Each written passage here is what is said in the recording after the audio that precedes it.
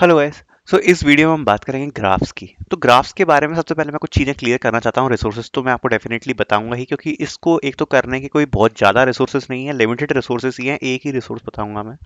लेकिन ग्राफ्स को करने से पहले आपको एक चीज अंडरस्टैंड करने की बहुत ज्यादा जरूरत है।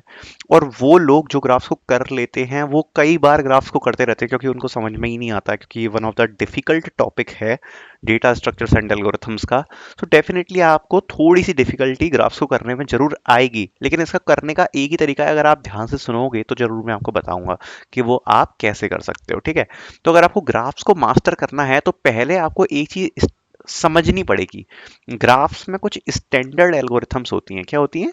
Standard algorithms. बस आपको करना यही है, करना आपको बस यही है। लगभग कुछ आपकी एल्गोरिथम होती हैं, सपोज ऐसा समझो लगभग 10 to 15 एल्गोरिथम्स हैं अगर आपकी, तो आपकी ये कुछ एल्गोरिथम्स होंगी।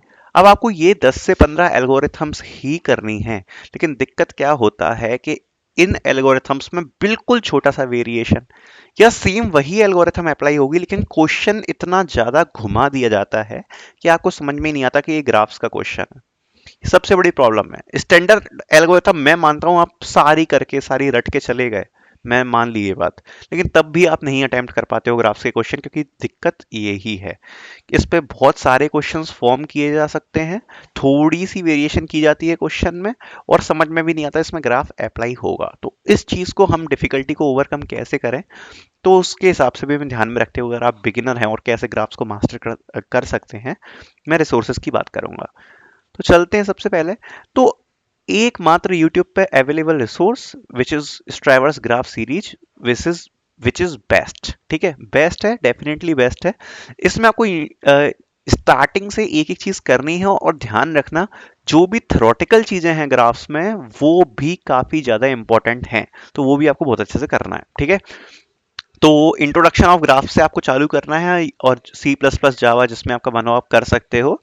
फिर आपको ये सारी चीजें पढ़नी है, ठीक है। फिर आपको ये एल्गोरिथम्स आ जाएंगी। अब मैं इसमें आपको एक चीज बताना चाहूंगा, जैसे कि साइकिल डिटेक्शन की एल्गोरिथम आई।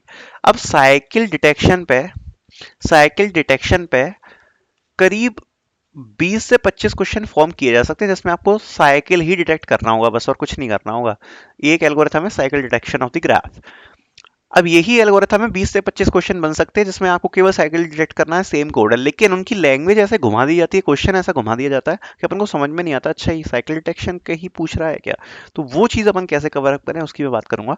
तो स्ट्राइवर ने स्टैंडर्ड सारी एल्गोरिथम पढ़ाई है जो ग्राफ की होती है। तो bipartite cycle detection algorithm, topological sorting, या topological sorting is very very important topic, कई लोग छोड़ के जाते हैं, लेकिन टोपोलॉजिकल सॉर्ट, इसका कॉन्सेप्ट भी आप अच्छे से समझना। मैं आपको बता रहा हूँ इसका जो कॉन्सेप्ट होता है, अगर यू एज वी है तो यू हमेशा वी के पहले आएगा। ये चीजें आपको दिमाग में डालनी पड़ेंगी, और बहुत अच्छे से आपको ये चीज समझनी पड़ेगी। तो टॉपोलॉजिकल सॉर्ट तो बहुत ज्यादा इंपॉर्टेंट है, आजकल के ऑनलाइन असेसमेंट्स पे बहुत ज्यादा पूछा जा रहा है, तो बहुत अच्छे से पढ़ के जाना है ये सब चीजें। ये सारी ही एल्गोरिथम्स आपको करनी है, बहुत अच्छे से करनी है, लास्ट तक, बेलमन फोर्ड तक, ठीक है। तो ये सारी आपकी स्टैंडर्ड एल्गोरिथम हो गई। ये 28 जो वीडियोस है इसमें सारी स्टैंडर्ड आपकी एल्गोरिथम हो जाएंगी। अब दिक्कत ये है कि आप इस सीरीज को करने के बाद कॉन्फिडेंट हो जाओगे, आप स्टैंडर्ड एल्गोरिथम्स पे तो कॉन्फिडेंट हो ही जाओगे, लेकिन मैं आपको ये बात बता सकता हूँ कि आप ओनली 20 to 30% टाइम को इसी क्वेश्चन को सॉल्व कर पाओगे, अगर आप सोनली इस सीरीज को करके जाते हो तो, ठीक है। अब आप कहोगे कि भाई सारी एल्गोरिथम्स कवर है तब भी 20% ही क्वेश्चन क्यों अटेम्प्ट कर पाएंगे।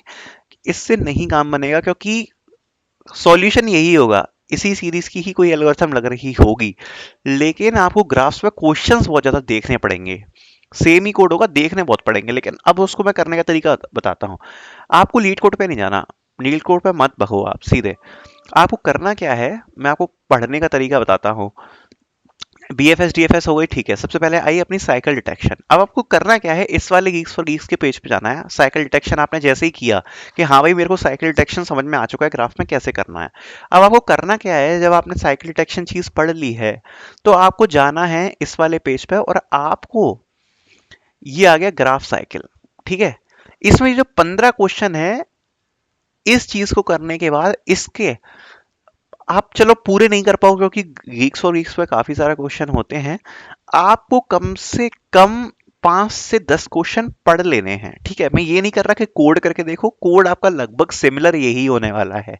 ठीक है, एक बार थ्योरेटिकली नजर डालो कि क्या है क्वेश्चन में। ठीक है, तो जितनी भी साइकिल डिटेक्शन से रिलेटेड एल्गोरिथम है, अगर आपने यहां से कर ली, आप एक बार यहाँ पर जरूर पढ़ो कि और उसकी कौन सी एल्गोरिथम्स हो सकती हैं। ठीक है, या कहाँ पे अप्लाई हो सकता है। ठीक है, ये बात समझ में आ गई। अगर आपने टोपोलॉजिकल सॉर्टिंग पढ़ ली है, तो टोपोलॉजिकल सॉर्टिंग पढ़ने के बाद आप इस सेक्शन पे आके ये सारे आपको एक बार पढ़ने पड़ेंगे। ठीक है, थ्योरेटिकली कह रहा हूँ कि गो थ्रू कर लो कि अच्छा, given a sorted dictionary of an alien language, find order of characters. ठीक है, तो हो सकता है ये क्वेश्चन आपके में आ जाए, लेकिन आपको समझ में नहीं आया कि इसमें टोपोलॉजिकल सॉर्ट लगेगा, जबकि आपने टोपोलॉजिकल सॉर्ट पढ़ रखी है, पूरा कोड भी आपको आता है, कोड वोड सब सेम है, आपको पढ़ना पड़ेगा, लेकिन थ्योरेटिकली एक बार गो थ्रू करना है। जब तक आप नहीं करोगे तब तक आपको चीजें समझ में नहीं आएंगी। ठीक है, तो ऐसे आपको करना है। जैसे बैक ट्रैकिंग के क्वेश्चन है, ये तो आपको सारे क्वेश्चन बिल्कुल करके जाने पड़ेंगे, क्योंकि इनमें तो काफी चेंजेस भी होंगे। बैक ट्रैकिंग वाले सारे क्वेश्चन आपको करके जाने हैं, तो केवल आप इस सीरीज पे डिपेंड होकर नहीं जा सकते। तो ये सब आपको खुद से मेहनत करनी ही पड़ेगी। ठीक है, shortest path is very important. ये जितने भी क्वेश्चन है, मैं कह रहा हूं कि कोड सब में लगभग ही सेम होगा, एक दो लाइनों का कुछ चेंज आता है, तीन चार लाइनों का।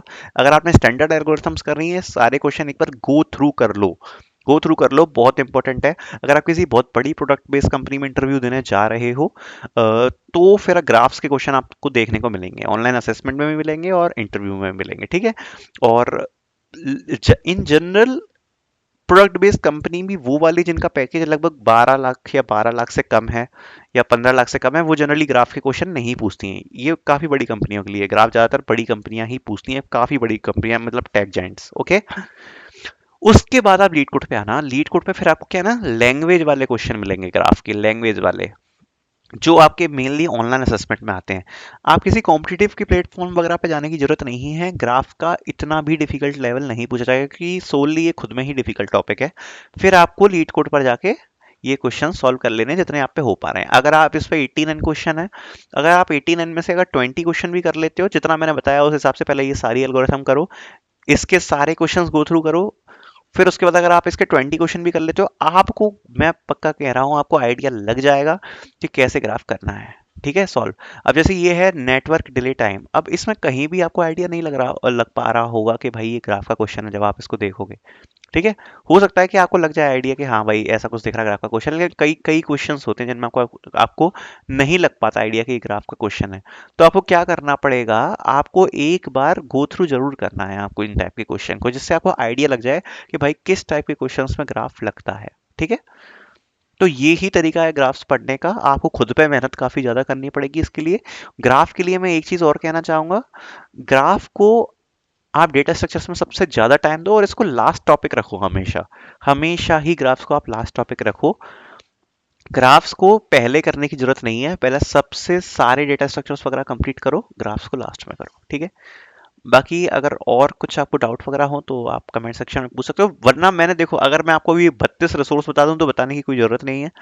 फॉलो अगर आप ये करोगे आपका हो जाएगा काम। तो मैं कुछ ऐसा मैटर नहीं करता कि मैं बहुत ज़्यादा आपको रिसोर्सेज बता दूं। So these are the best resource जिनको आप फॉलो करके डेफिनेटली मैं आपको कह सकता हूं कि आप कुछ भी इंटरव्यू या ऑनलाइन असेसमेंट क्रैक कर सकते हो। Okay, so thank for watching this video, और आपको सारे इस प्रकार के डीएसए रिसोर्सेज की वीडियो का लिंक फर्स्ट पिन कमेंट में मिल जाएगा।